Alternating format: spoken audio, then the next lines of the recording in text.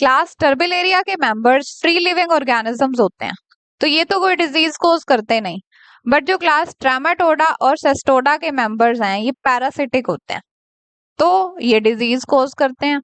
ट्रामाटोड्स के मेंबर जो भी डिजीज कोज करेंगे उसे कहा जाएगा ट्रामाटोडियासिस,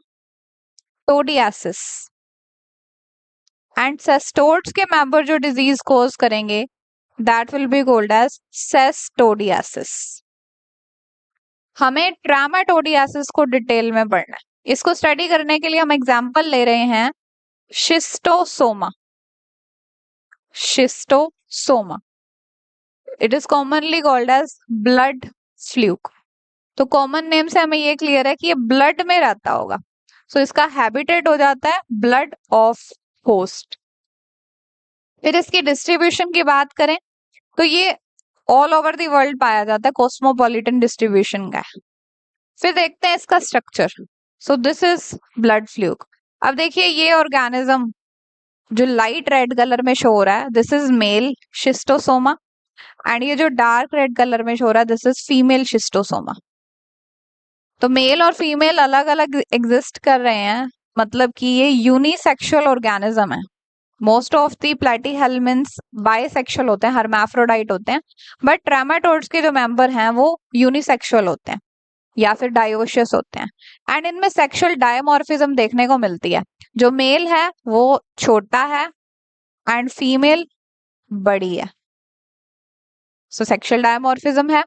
देन दोनों ही सिलेंड्रिकल हैं, सिलेंड्रिकल शेप के हैं। उसके बाद देखिए जो फीमेल है वो मेल के साथ आपको यहाँ पे अटैच्ड दिख रही है, इनफैक्ट मेल के अंदर होती है ये फीमेल।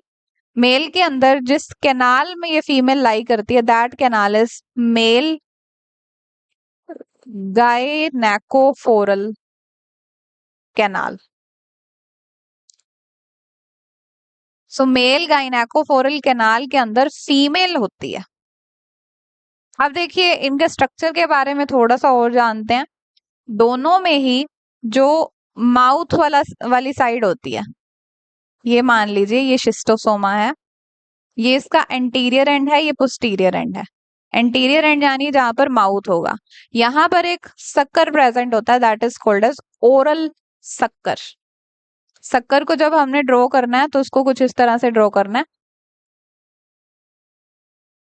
दिस इज अ सक्कर। सो इस एंड पर माउथ वाले रीजन में जो सक्कर होगा that will be called as oral sucker, and ventral side पर भी एक सक्कर देखने को मिलता है। अर्थ फेसिंग साइड में यहाँ पर एक सक्कर देखने को मिलेगा, that sucker will be called as ventral sucker और एसीटैबुलम।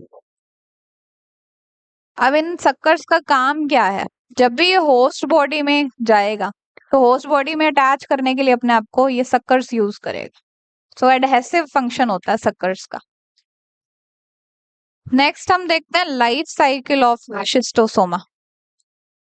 तो देखिए क्या होता है, this is adult male and ये एडल्ट फीमेल। जैसे ही मेल अपनी डेवलपमेंट कंप्लीट करके एडल्ट स्टेज में आ जाता है तो स्पर्म रिलीज करता है, वैसे फीमेल ओवम रिलीज करती है। ये स्पर्म और ओवम जिस होस्ट की बॉडी में वो डेवलप हो रहे हैं उस होस्ट की बॉडी में ब्लड के अंदर ही रिलीज हो रहे हैं। वहां पर इनकी फर्टिलाइजेशन भी हो जाएगी। फर्टिलाइजेशन होने के बाद कैप्सूल के अंदर जायगोट बनता है। अब ये कैप्सूल जायगोट जिसके अंदर डेवलप होगा, ये कैप्सूल ब्लड के थ्रू मूव करके इंटेस्टाइन तक जाएगा। इंटेस्टाइन से ये बॉडी से बाहर निकल जाएगा फीसिस के थ्रू। अब बॉडी से बाहर जाकर कैप्सूल के अंदर ही है ये जायगोट डेवलप होगा, एम्ब्रियो बनाएगा। अब इसे बोला जाएगा एम्ब्रियोनेटेड कैप्सूल। ये एम्ब्रियोनेटेड कैप्सूल हैच हो जाएंगे बाहर ही। हैच होने के बाद पहला लार्वा जो बनेगा that will be miracidium. Then miracidium larva थोड़ा डेवलप होगा, it will change into spore like larva called sporocyst. फिर ये स्पोरोसिस्ट चेंज होगा, थोड़ी सी टेल बनानी स्टार्ट करेगा, that will be called as cercaria larva.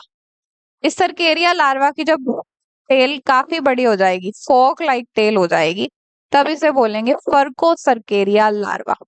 ये फर्कोसर्केरिया लार्वा किसी दूसरे इंसान को ढूंढेगा, उसके स्किन में से पेनिट्रेट करके फिर उसके ब्लड में चला जाएगा, फिर से ये सारा साइकिल रिपीट होगा।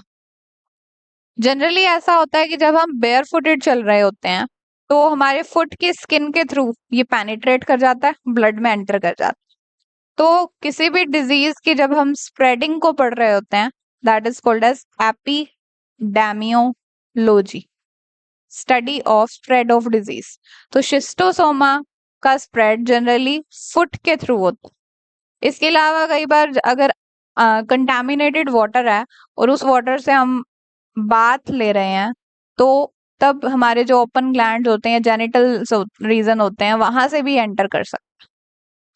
देन नेक्स्ट इज सिम्टम्स क्या है ये जो डिजीज कोज करता है।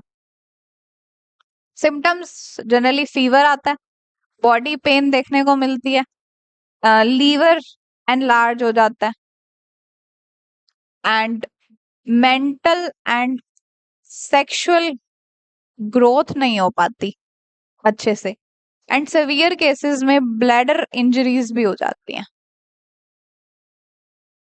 सो ये सारी चीजें कैटेगराइज की जाती हैं अंडर द डिजीज शिस्टोसोमियासिस, जो कि फर्दर कैटेगराइज कर सकते हैं हम अंडर ट्रेमाटोडियासिस। ये माना जाता है कि जो शिस्टोसोमियासिस है ये मलेरिया के बाद second most devastating parasitic disease है। नेक्स्ट इज प्रोफाइलेक्सिस, कैसे बच सकते हैं हम इस डिजीज से, क्या प्रिवेंशन मेजर्स ले सकते हैं। तो देखिए हाइजीनिक कंडीशंस मेंटेन करनी चाहिए, फीसिस का प्रॉपर डिस्पोजल होना चाहिए, faeces disposal should be proper.